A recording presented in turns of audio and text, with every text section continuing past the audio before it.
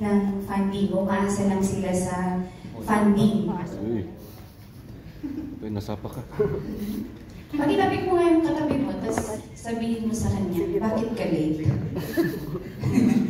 Model 2 po, marunong ka nang i-market yung mga products na meron ka. And sa Model 3, meron ka ng expanded na market, yung iba't ibang klase ng market. Model 4 po, si Sir Gian po ba? Yan o! Yun na, nag-intindihan na sa Model 4. Ikaw daw ang Model 4. Ang tawag sa Model 4 natin, anong tawag? Evolutionary model. Bakit siya evolutionary? Nag-evolve, hindi lang siya sa isang field or discipline. Nagkakaroon na ng marriage or pakikipag-unite, combine sa ibang disiplina. Okay, parang theater for therapy, theater for tourism, or theater for, halimbawa ay environmental protection, o ano man, pwede na, nag-meld. So may tanong dito Sir Gian kanina, meron daw kung Model 5, magkakaroon daw ba? Usama namin Sir Allen. Ay, nagawa ng Model 5. Sige, balitaan. Hindi mo namin kabalalan kasi critic pa kami dito ng mga products. Okay. Ay, may credit na yung product mo. Pero ng taste test ba ang product mo? And yung last group, ito importante, design thinking to na knowing your customer. So, share lang with us yung process. At saka yung insights nyo doon sa process. Tayo ka na tayo. Kita ka dito. So kahapon, meron po tayong discuss about know your customer. You have your primary market and you have your aspirational market. So ito pong primary market po is your usual customers na, for example, yung sa amin po is fiberglass statue manufacturing. Meron po kami yung primary market na business owners. For example, RV resorts, nangangalang po sila ng slide, ganun. So, ang aspirational market po namin is tourism and government projects too. So, yung sa assignment po natin is yung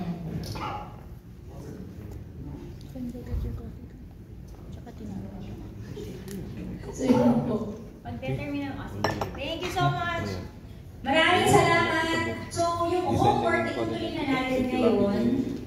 Workshop style to, no? So, Sir Gian. Yung entry mo. Lupot-lupot lang. Di lupot-lupot. Okay. As we go on, mag-evolve or i-improve nila itong ating, tama ba? Itong ating know your customer exercise. Kasi importante dyan yung determining the pain points. Pain points. Minsan po ina-assume lang natin na kailangan siya. Yung ating product, service, or offering. Kaya importante, nire-research, nakikipag-usap, or minsan ipoprototype mo na, papasubukan at kukuha ng feedback. Kasi marami pagkakataon po sa negosyo, sabihin nila, ito yung uso, nakikisama ako dito. Only to find out, fad lang pala siya, nag-evolve, nagbabago, hindi na rin nasusustain. So, ngayon, ituturo ni Sir Gian isang method, tinatawag na scamper, na pwedeng gamitin ng entrepreneurs. Pwede na tayong pumunta dun sa slide. Yung sa pain points, sir. So, good morning again everyone. Kailangan talaga ito. Welcome for this workshop. Ito, epoxy. Pero, ngayon kasi ito ko. Hindi na kasi ito kan. Handicrafts kasi. Pero sa painting kasi, purpose na nung epoxy. So, I hope na hindi kayo basta epoxy. andito at gumagawa ng mga activities natin. Dapat din dumarating din tayo ng where we're doing on a timely basis. So, isang assignments na meron tayo. It doesn't matter if you don't get it right the first time because we're here to coach you later on. The important is that in this workshop, malinaw tayo na dadaan natin yung mga activities and then huwag kayong mag-alala kasi kaya na sinabi ko, may mga bagay dito na mahirap i-learn at may mga bagay kayo na mahirapan kayo i-learn. Okay? So gaya niyan, I understand that narinig ko, you're here to learn the entrepreneurial mindset. So kung sa nag-aaral ng entrepreneurial mindset, this is exactly the entrepreneurial mindset. No? Yung mga activities na ginagawa natin are tools to develop entrepreneurial mindset. Okay? Now, yesterday we discussed the difference between an artist and a creative. And gaya na sinabi ko, we also discussed the difference between a business person and an entrepreneur. So naalala nyo kay Manny dalawa? Pintahan ko. Naalala nyo? Yung ibang bakon niya. What's the difference between an entrepreneur and hindi siya a business person? So, mahal kasi. Magastos. Siguro nakakaalala, napaka-important yung distinction na yun. Naubos yung gano'n. Tapos kami na nakakaalala. Talagang budget yung kanya. Kaya, konti lang. So, parang ano sir? Para sa Pag sikat yung gamit mo. Importante to. Lagyan mo lang ng bakla Pero yung pag ibang mindset kung dalawa laban yun. nun. Ubos talaga ito kasi. Ano ba ang mindset pag negosyante? Kailangan Anong isang mindset pag galon. Isang entrepreneur? galon. Kailangan. Pag negosyante. Pag business-minded, anong mindset? Pag business, commerce. Makabenta-benta lang daw. Makabenta-benta, which is good. Pag entrepreneur, anong... Business people are profit-driven.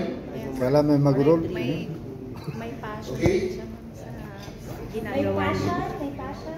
Well, ito lang yan. May binta ba? Everybody has passion. Business people have passion as well. Pero, ang malinaw doon, business people operate on the idea na kailangan may capital.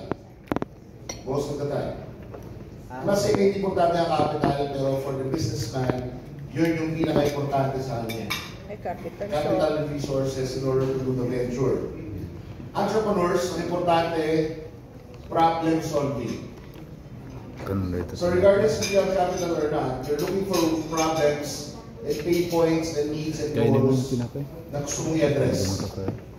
So whether it's in the form of business, or in the form of a non-profit organization, or in the form of other forms pa, entrepreneurs seek always to solve problems and to provide solutions Difference to between these yan. problems. Entrepreneur niya dyan Okay?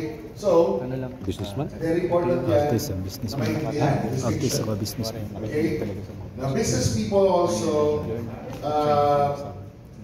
bali yan eh. Magkaiba rin kasi yung management at entrepreneurship. Magkaiba rin yun. Business administration. Magkakaibang mga disiplina yan. Now, we're here for entrepreneurship. Later on, huwag muna natin pag-usapan yung management and business administration.